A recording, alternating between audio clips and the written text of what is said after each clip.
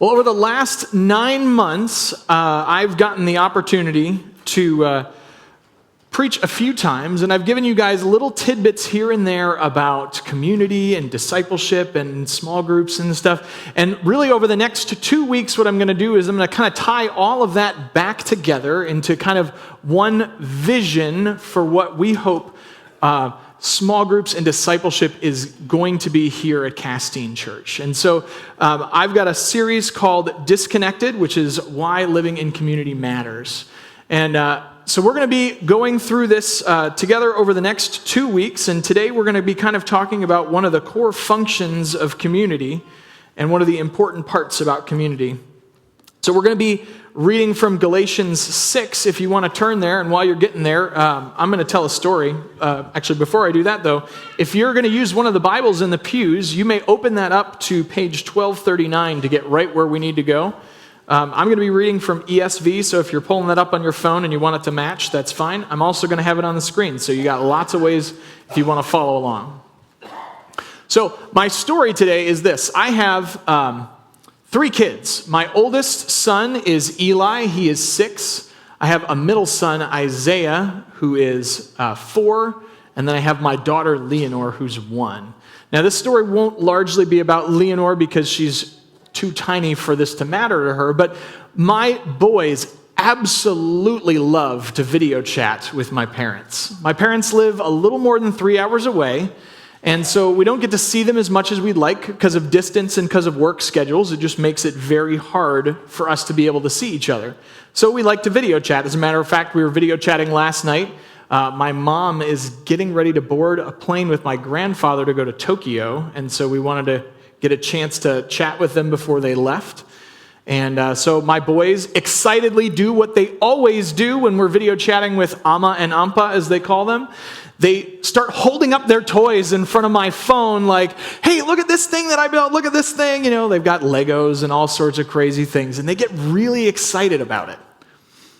Well, a lot of times, usually about once a week, on my way home from work, I'll talk to my parents on my drive home. I got about a 15-minute drive home. It gives me an opportunity to check in with them, see how the bed and breakfast is doing. My parents own a bed and breakfast, and so I help manage the tech for that. So I make sure that there's no things that I need to be aware of and just see how they're doing in general. And I'll oftentimes bring the phone in with me, turn it to speakerphone, bring it in, and bring it in the house. And my boys, when they hear my parents' voice, they get really excited. And what do? They come running with their toys. And they start trying to show it to the phone, which has got a black screen because we're not doing a video chat. My boys don't understand the historicity of telecommunications, right? They don't understand that this didn't used to be able to do any video chat function at all. Not that long ago. It used to only make phone calls. And before this, there was a thing that we used to have, which was called a cordless phone. I don't know if you remember that, where it just had to stay at your house. And before that, we had those crazy phones that you put in your kitchen that had like the 30-foot long curly-Q cable, and you'd be working on doing dishes or something like that and getting all tangled up. And that's the way it was. I grew up with one of those in my house. And then before that, you had rotary dial phones, which I was reminded that rotary dial phones, there are people today who don't know how to dial them. Which we had one in my house, so I'm very aware of rotary dial phones. It was more of a gimmick in my house at that time, but we had one.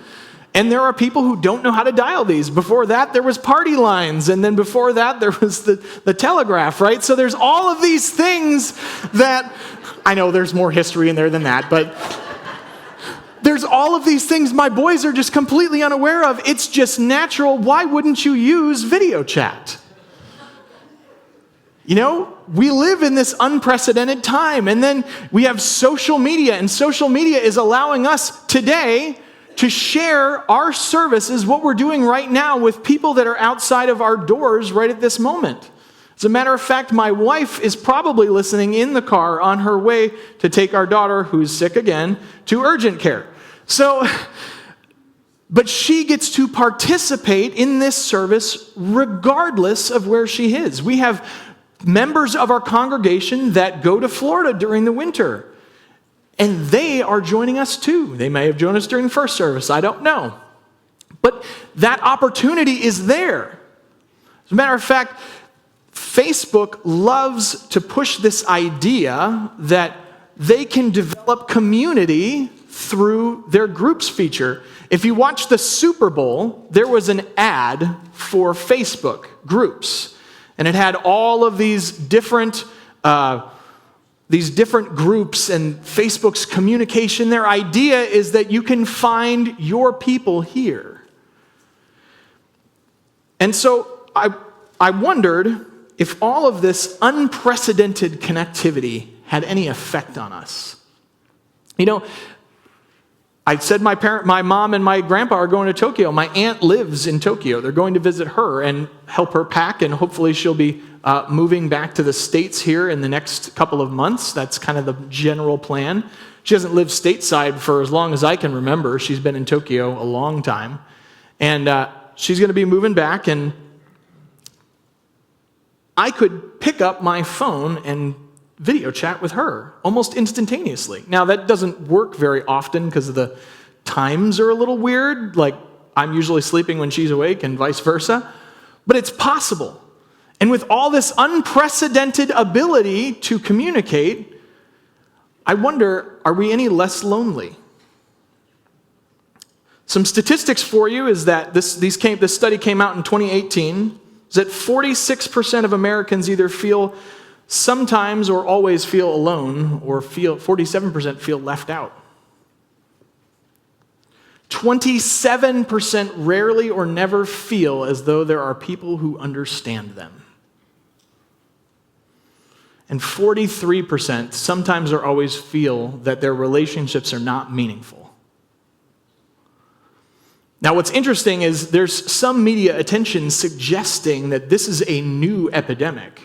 But there's actually historical data that suggests that this is the same as it's always been. And yet, for all the new connectivity, for all the new connectedness that we have, it's really not affected how lonely and connected we feel with people. And so today I want to look at what God has to say about community and part of the things that we should be doing and emphasizing in community. So I'm going to start with letting you know this one thing, if you walk away with nothing else today, is that God never meant for us to live life alone. God never meant for us to live life alone. So we'll hit Galatians 6 now, verses 1 and 2. Brothers, if anyone is caught in any transgression, you who are spiritual should restore him in a spirit of gentleness. Keep watch on yourself, lest you too be tempted. Bear one another's burdens, and so fulfill the law. We're going to kind of work our way backwards through this passage. So I'm going to actually start at the end and move towards the beginning. It actually functions pretty well that way. So, bear one another's burdens, and so fulfill the law of Christ. Now, what is this law of Christ? There's kind of two suggestions, there's kind of two camps, and they ultimately end up meaning the same thing. But there's two verses that people point to. That's Matthew 22, verses 37 through 40, where Jesus says that love the Lord your God with all your heart, soul, mind, and strength, and love your neighbor as yourself. All the law and all the prophets are summed up in these two commandments. It's a moderate paraphrase, but I think I got most of it right. I tried to memorize those, so I apologize if it's not word for word if you look it up. John 13:34 is the other verse that people point to, which says, "A new commandment I give to you, that you love one another just as I have loved you." We actually talked about that verse not that long ago in one of my messages, I think on service. So this is the law of Christ that we fulfill, is that we take care of each other. Whether that's loving one another as you love yourself, or whether that is loving others as I have loved you, as Jesus has loved you. They're both about taking care of each other. That we would bear one another's burdens, so fulfilling the law of Christ.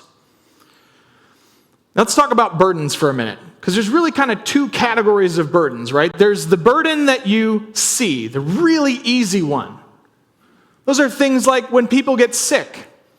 There's a burden there, right? Maybe it's they have to go to the hospital and they're going to be in surgery. We have plenty of those. Maybe it's just a sickness at home and it's causing things to not be normal. Those are burdens. Or maybe it's like this week we had a funeral in our midst. Beth Brumbaugh had passed away, and now Stephen has a burden to carry without his wife, right? Those are the easy burdens for us to see. But then there's another kind of burden. And that's the burden that is inside, those emotional issues, those painful personal things that you don't talk about, those sin issues that you keep hidden, those things that you choose not to tell anyone else about. Those are burdens as well. So I kind of want to talk to the two people that are in this bear one another's burdens command. And that the first one is the person who is going to come alongside someone and bear their burden. So I want to talk to you for a second. It's pretty easy to bear burdens for the things that you can see, right? We have a lot of people in this ministry that do a great job of this. Our deacons team, those guys snap into action like nobody's business. And they take care of people who are sick, who are hurting, who are in the hospitals, and I am so appreciative of how they do it. As a matter of fact, they help organize meals for the funeral we just had on Wednesday. They do this regularly. This is who they are. They are so good at taking these burdens and meeting them. But what I want to suggest is that there's this other type of burden that we don't hear about that takes something else, and that is to really know people. You're never going to be able to carry the burden that people carry inside if you don't know them, because it's not obvious. You know, if I go up to somebody who's struggling with doubt, they may not want to show that to me on the surface, and they may say all the right things, act all the right ways, be the right thing here in service, but meanwhile, inside they're hurting and in pain and struggling with doubt or any sort of thing that's internal. Now, if I get to know you really, really well, if I get to know you, now I have the opportunity to speak into those hidden things, because hopefully you'll let me get to know you in that way. But if I don't know you, it's going to be really difficult. On the other side of this burden, there's the person with the burden. And what I want to say to you is, while it's easy for the things that are on the surface to be carried, those very obvious things, if you are not someone who is willing to be known, then there is no one who is going to carry those burdens with you. If you're struggling with something in your life that you're keeping private, keeping to yourself, and you're not letting anybody in on, there is no one who can come alongside and carry that burden with you. It's so important.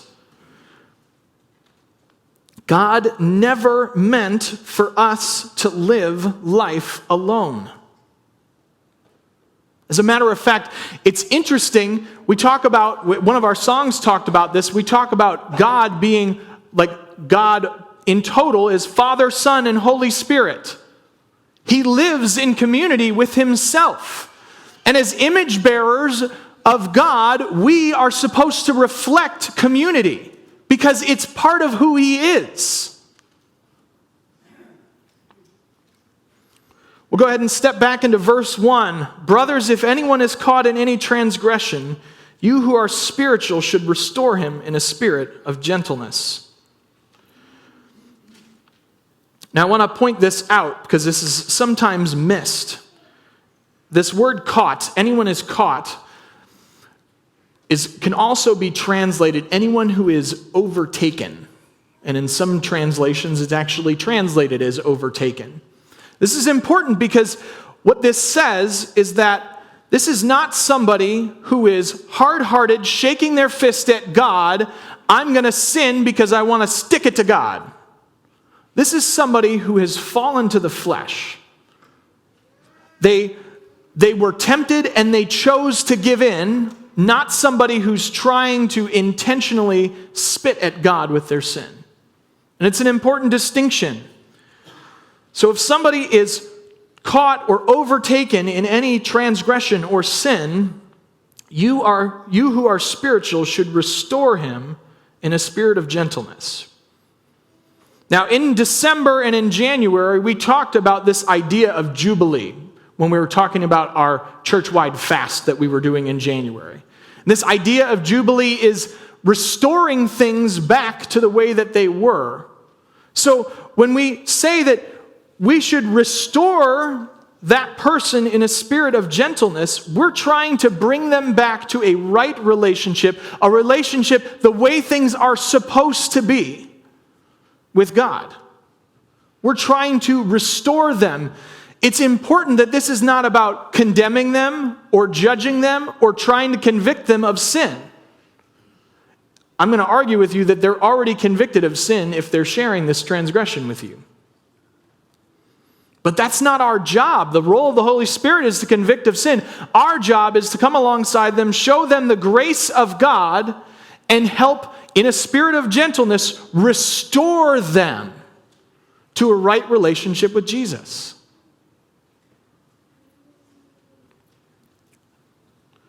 And that restoration looks different in every situation. There's a show right now on television. I believe it shows on Fox. I'm not much of a reality TV person myself, but my wife likes the show. It's called The Masked Singer. Has anybody watched The Masked Singer at all? Anybody? A few of you. Okay, so here's the premise.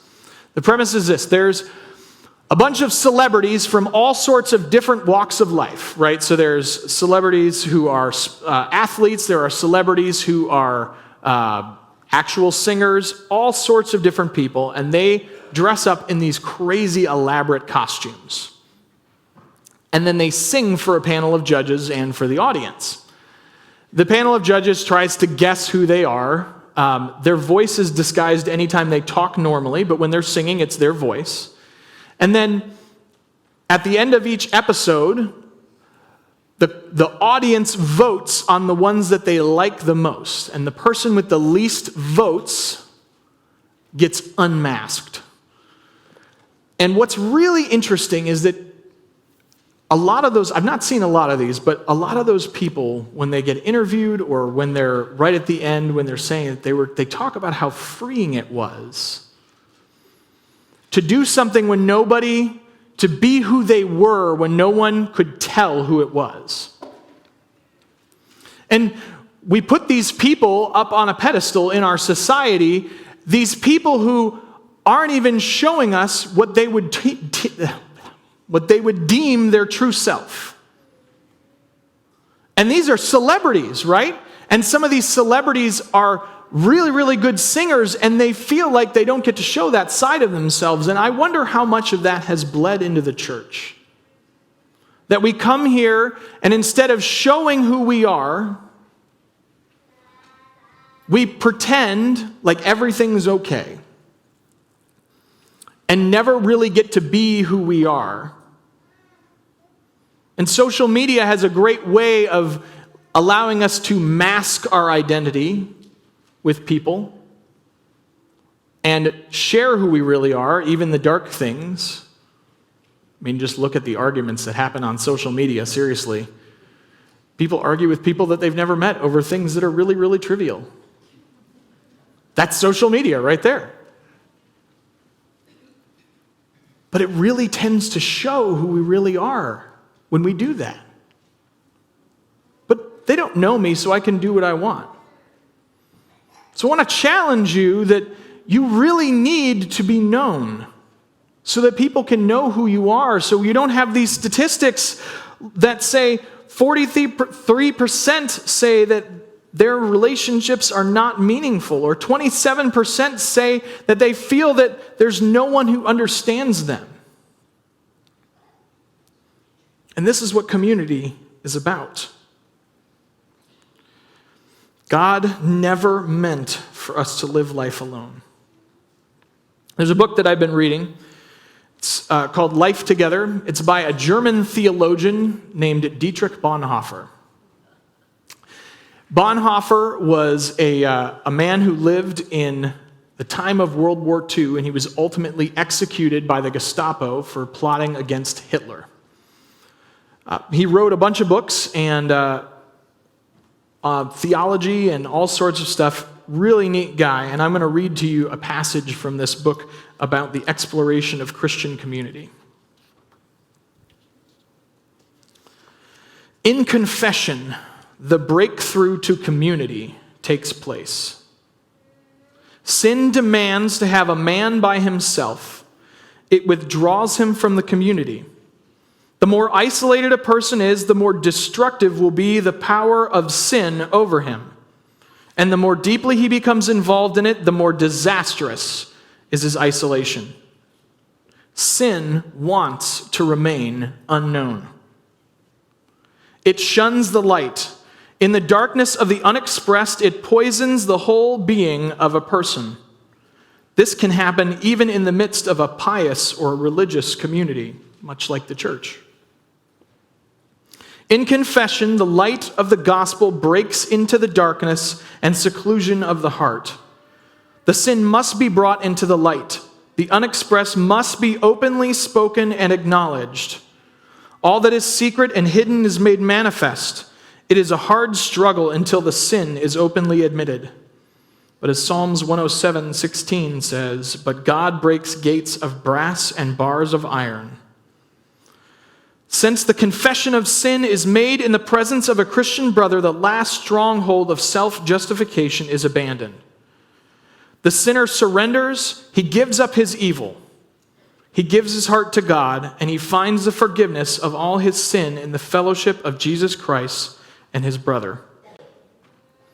The expressed, acknowledged sin has lost all its power.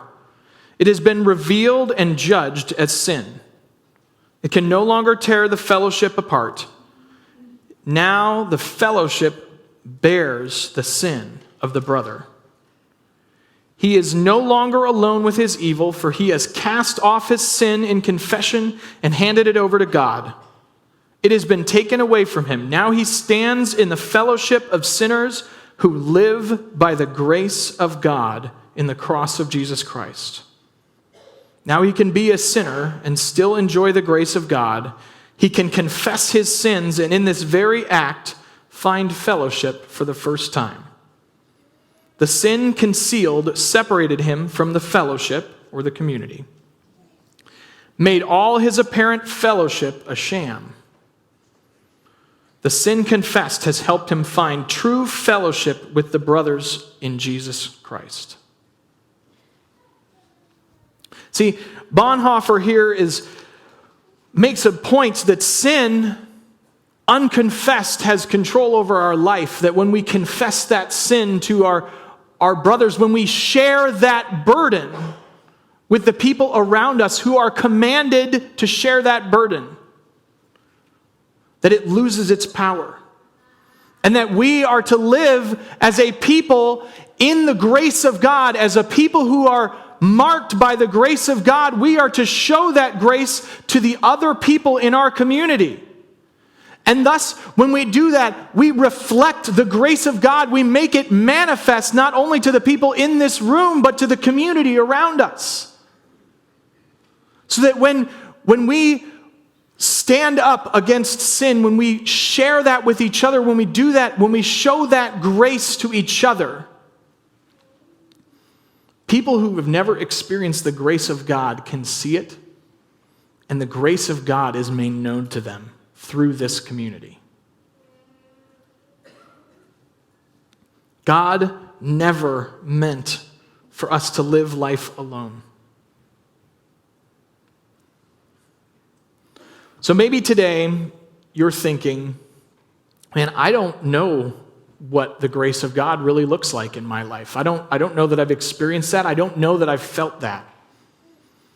And what I would encourage you today is to come and find someone to ask that question to. There's a team who comes down here that would be willing to talk to you. I would be willing to talk to you. You can stop by the Connection Center and they will find someone for you to talk to. But I would encourage you to ask questions about what the grace of God really looks like. I'll give you a brief definition. That is, the grace of God is God's unmerited favor. That is, we have broken God's law and we deserve sin and punishment. And God's grace says, I'm going to treat you as though you have no sin. If you want to know what that looks like, come talk to us today. Maybe you're one of those people who's a lone wolf. And you say, I don't need anybody. I don't have to have anybody to help me through life. And I would encourage you that that's not true. That's not what God meant for us. And my challenge to you is that you would find someone and make yourself known to them. To really have them get to know you. We all have burdens, and no one can bear those with you if those secret hidden burdens you don't ever share with anyone. If you try to hoard those little things and keep them to yourselves, or big things as it may be. And maybe you're in this room and you're like, I bear some burdens, but maybe I need to do more. I don't really know anyone well. And so it's hard for me to bear those burdens. And your challenge is that you need to know people, really know people better. I'm going to give you a little tip. It's something we tell to a lot of small group leaders when we're doing small group ministry stuff. That is, when you share, other people will share. As a matter of fact, we had some testimonies a couple of months ago about Freedom Group Ministries, and one of the people who was attending Freedom Groups, they said that my leader went deep, and so I jumped in and went deep right with them. And this is critical. If you are not going to be known, people are not going to make themselves known to you. Talking in the context of marriage ministry, which is another thing that is part of my responsibilities around here. If you talk about your marriage in a marriage ministry like everything's perfect all the time and there's nothing wrong, nobody is going to tell you about their sucky marriage. They're not. No one is going to talk to you about their marriage if you're not willing to share where things go wrong. It's so important to be known. And that is why this verse, bear one another's burden, is a two-way street. This is not just bear the other guy's burden or bear that person's burden. Bear each other's burdens. Bear one another's burden. It's a two-way street. When I share with you my burdens, it opens you up to sharing your burdens with me. And then together we bear each other's burdens and spur each other on to Christ. And this is why God never meant for us to live alone, because you can't do that without another person. And sometimes we keep that to our families. This is a really cool church, right? We have a lot of families in this church. And it's really, really neat. But sometimes we get so stuck in our families because it's the people we're comfortable with. Or maybe it's not even your family. Maybe you just have a little tiny circle that you draw around yourself and you got a couple people in it. And you don't ever know anybody outside that circle. You don't ever try to be known outside that circle. This verse, bear one another's burdens, doesn't say, I'm going to just bear the burden of that person and that person and that person because I know them well. No, the suggestion is that when you see a burden, you just go pick it up and help them with it. And to do that for those things that are unknown, it means you have to know people. You really have to know who they are.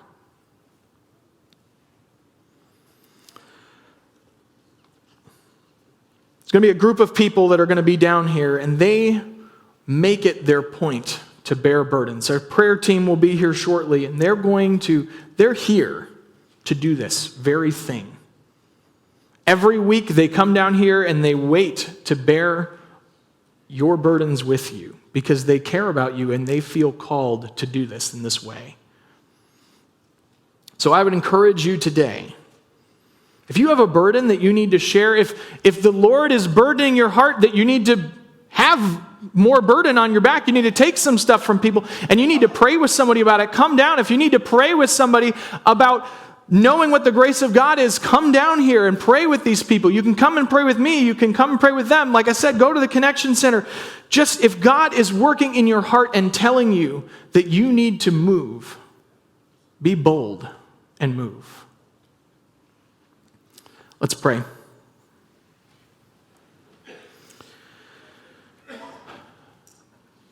God, I thank you so much for community and what it means to us as people who are the body of Christ.